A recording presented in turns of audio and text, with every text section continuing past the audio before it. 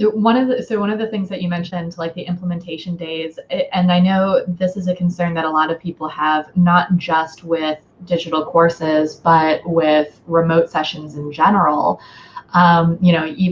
Even throughout, now that we're into month whatever of the pandemic, and 11 bajillion. Right, 8,902 essentially.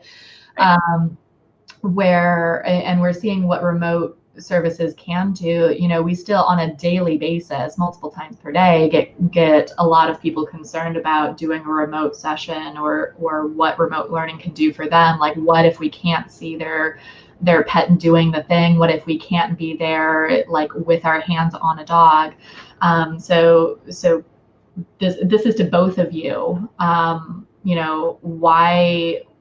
Why does remote still work so well? It works just as well as our in-person. So talk a little bit about that.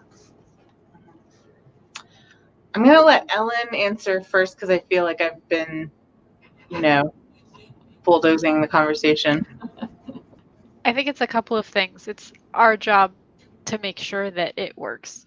So some of that is providing you adequate explanation, time to practice online if that is feasible given whatever we're working on, and then also providing you resources that are more lasting than a conversation that we had in person.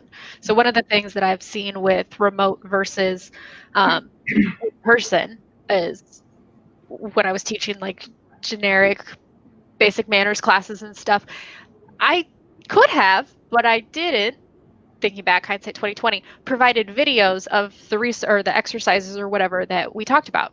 You didn't get that. You just got me talking to you, working a little bit on hands-on in the class, but when you went home, I know I'm not the only one that, like, I go to a workshop or a conference and I'm super excited and I'm going to do all the things, and then I get home and I'm like, oh no, I lost it all. It's all gone. It was such a good idea. But now that I've removed myself from the situation that I learned it, didn't solidify it, it's not generalizing to my house anymore. Yeah. And that's one of the nice things I like about the remote consulting. As well as for dogs that have maladaptive behaviors, we don't have to worry about the environment setting them up to fail. Yeah. That's a huge one for me. Dogs that are dog reactive, stranger reactive, they're home, they're comfortable, they're snoozing on the couch, and nobody has to split their attention between either distracted puppy and or scary monster, depending on how we feel that day. Right. Yeah. I think I love everything that you said, and I think that all of that is true.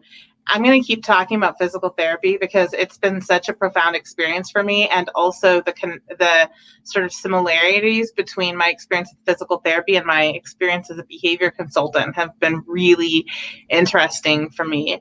But on my first session with my physical therapist, she had my history. They ask for a history worksheet too, just like behavior consultants do.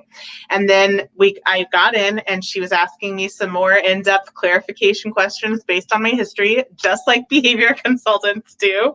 And then she had me lie down on a table and she went, right here, if I press here, what happens? And I almost jumped off the table. I was like, holy ow, like, yes, how is that random, like 2-inch surface area that you touched? How's that in any way related to this completely other part of my body? How did you know that? You're magic. Like, what is happening? Right. So without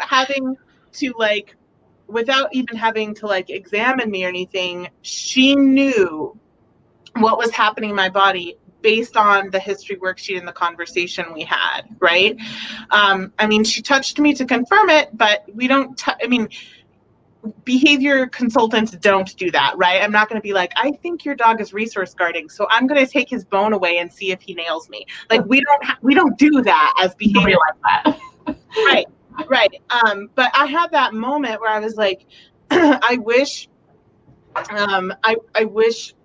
this right here is exactly why remote sessions work, because we know enough about behavior to hear somebody's history and get a description of the behaviors and have a pretty darn good idea of what's going on and what we need to do about it. And then on top of that, we can be even more effective when we get video from clients, because the camera catches little details that the client might not, right? And so I frequently ask people, either remote private clients or people who are in an immersive digital course, please send me video of your training sessions. Please, please. It is helpful for me to see what's happening. And I will say this, I catch more from watching videos than I catch if I'm in real life, in real time, right? Because in real time, I can only focus on one thing. And whatever else is happening is kind of in my periphery. I mean, to an extent, like we all get good enough as behavior professionals to sort of look at the big picture, right? But mentally, there's a limit as to how much we can focus on in real time. And then it's done and you can't go back and replay it. Whereas with a video, I can be like, whoa, wait a minute. When he had that big moment, what was happening off in the corner of there? Oh my God, did you see the squirrel ran up the tree right when he had this big moment? Okay, that's good information, right? So in general, I think video is a more helpful modality because we can rewatch it and slow the video down and watch as many times as we need and focus on different aspects of it. And so I'm just a big fan of clients filming themselves training anyway, or having somebody else film them anyway. Whether or not I'm working with them in person, I'm going to want those videos. So yeah, I have actually, it's been easier for me to work with clients remotely than in person because like Ellen said, we've got the observer's paradox when we're in person, right? Because our presence changes the behavior of the animal. Whereas when we're working remotely, we just remove that complication from the equation altogether. Yeah.